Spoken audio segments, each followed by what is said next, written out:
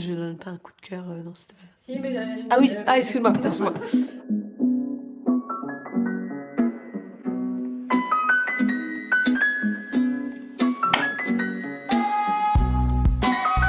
Je m'appelle Madeleine Guillauléal et je réalise donc des courts-métrages de fiction. Et je travaille aussi en tant qu'assistante de réalisation et chargée de casting. Au tout départ, en fait, je faisais du théâtre au lycée et quand j'étais en prépa littéraire et je voulais être comédienne. Et c'est en faisant du théâtre, du coup, que j'ai découvert la mise en scène et que je me suis intéressée beaucoup à la direction d'acteurs. J'étais en école de commerce et j'aimais pas du tout ça. Et en fait, j'ai commencé à bosser sur des tournages de courts-métrages en tant qu'assistante de réalisation ou à la régie. Et en fait, ça m'a permis déjà de voir, de découvrir le milieu des tournages, de voir comment travaillaient les équipes, comment travailler des réalisateurs. Et donc j'ai commencé à écrire mes projets, à postuler à des résidences d'écriture. Et petit à petit, j'ai commencé à avoir des résidences, à avoir des projets un petit peu plus sérieux, mieux structurés. J'ai trouvé une production et j'ai fait mon premier court-métrage produit. La première chose qui m'intéresse, c'est de raconter une histoire. Un court-métrage, c'est un film, donc voilà, c'est raconter une histoire et essayer de convaincre, d'émouvoir un public. C'est une forme très intéressante parce que comme c'est une forme très condensée, je trouve que c'est vraiment un défi en fait au scénario de faire exister un personnage et de faire exister une histoire sur un temps aussi court. Et je pense en tant que jeune auteur que on va te faire plus confiance en fait sur un format court métrage où les enjeux économiques notamment sont moins élevés que sur du long par exemple. Et du coup, moi en tant que jeune auteur, c'est vraiment un format qui me permet aussi d'expérimenter des choses, de raconter mes histoires. Et pour le moment, c'est vrai que les scénarios que j'ai écrits et que j'ai vraiment finalisé, que j'ai vraiment peaufiné, c'était des scénarios de court métrage. Donc c'est vraiment la forme pour l'instant qui m'a inspirée.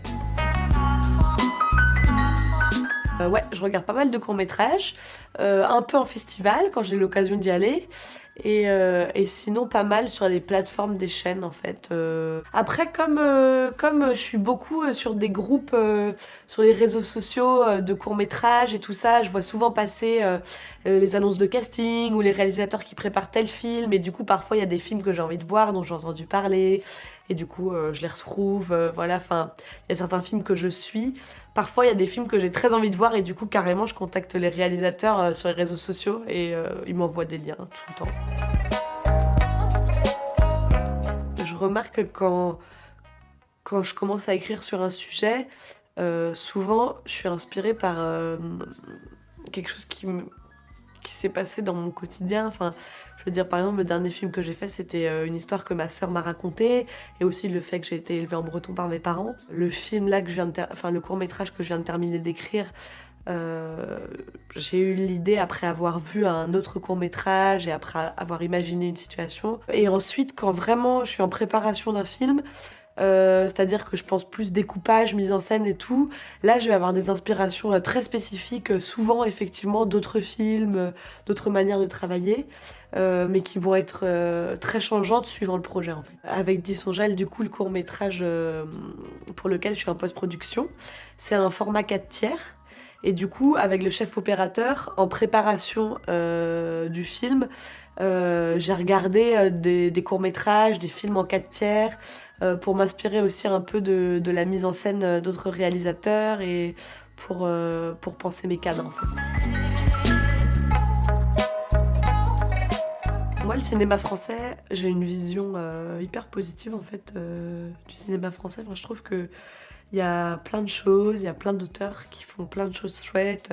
J'ai plein de films français que j'ai adorés. Moi, du coup, je regarde beaucoup de courts-métrages, donc je vois vraiment des courts-métrages super bien, très, très différents les uns des autres. En plus, on a la chance en France d'avoir accès quand on est jeunes auteurs à des sources de financement, à des résidences d'écriture.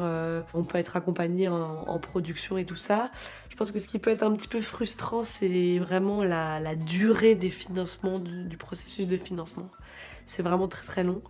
Mais en fait, avec le recul maintenant, je me dis que c'est pas vraiment une si mauvaise chose en fait. Je pense que ça te permet de mûrir ton projet. Je me dis que c'est comme dans tous les boulots quoi. Enfin, en fait, quand tu commences un métier, dans tous les cas, il te faut le temps de te faire ton réseau, de comprendre, de construire ton projet professionnel et en fait là c'est pareil quoi. C'est juste que c'est vrai que comme on met beaucoup de nous-mêmes dans les projets, que c'est des projets personnels, bah, souvent on est un peu frustré parce qu'on veut que ça aille plus vite et tout ça, mais en fait ouais, je trouve que c'est pas plus mal parce que justement quand c'est des projets très personnels, je pense qu'il faut le temps de les mûrir et de prendre du recul justement par rapport à ça et d'essayer de trouver le truc qui fait qu'ils vont être intéressants pour d'autres gens que juste toi et ton cercle proche quoi. Et je pense que tout ce processus de financement permet ça aussi, avec les retours des commissions et tout ça. Alors mon coup de cœur du coup, bah, en vrai c'est le dernier court-métrage que j'ai vu.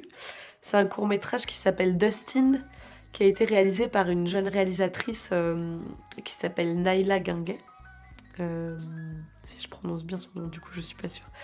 Et en fait ça se passe dans une soirée techno et dans un after de soirée techno.